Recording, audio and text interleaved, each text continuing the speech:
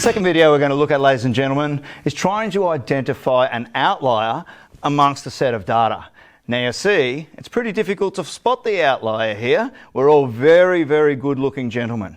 You might find though that I'm a little bit more mature, a little bit more aged, a little bit older than these guys, so I guess my age could make me a bit of an outlier. I think I'm probably the best looking guy here, so that probably also makes me a little bit of an outlier. But this particular video, we're actually concentrating on heights. And if you have a look, we're all relatively the same height. Can I have those textbooks, please? You want them now?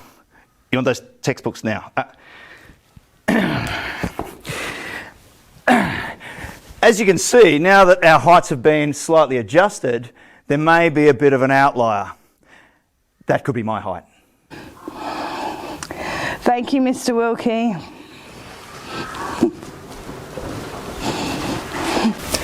Okay guys, we're going to show you the effect of an outlier on one data set. You appreciate from having a look at the heights of those 5 gentlemen, I am just a touch shorter than those other guys there, so it may be considered a bit of an outlier. We're going to have a look at the mode first. Now it hasn't actually changed the mode whatsoever because there's still only one piece of data, so in fact the mode is again not applicable for this data set. Now when looking at the mean, we have to change the total score and the number that we're looking at there. So we add on the 170 and change the 4 to a 5 as we're now looking at 5 scores.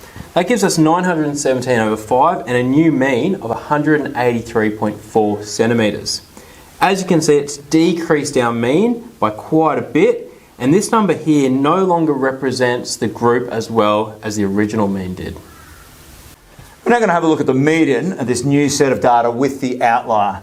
Now if you remember, the middle number is the median once you've got it in ascending order. So we placed all of those scores in ascending order.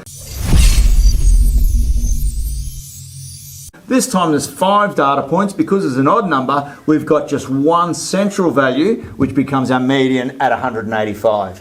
You can see that's not really much of a difference from the 185.5 in the other data set. So really we can say that an outlier has not had much effect at all on the median. We're now going to look at the range, the difference from the highest score to the lowest score. The range here is going to be 193, take away 170 centimetres. This gives us a range of 23 centimetres. You can see that's a fair bit bigger than the previous range of 10 centimetres, so that outlier again has made a significant difference to the range.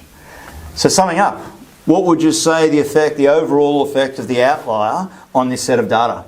I would say it changed the mean and it no longer represents the data as well as the original mean without the outlier. Definitely true. While the median stayed quite similar, we saw that the range also had quite a significant change. Fantastic. And the mode didn't change this time, No. But that's not necessarily representative of all sets of data. Hope you've learned something about outliers, mean, median, mode and range. And the Oscar goes to...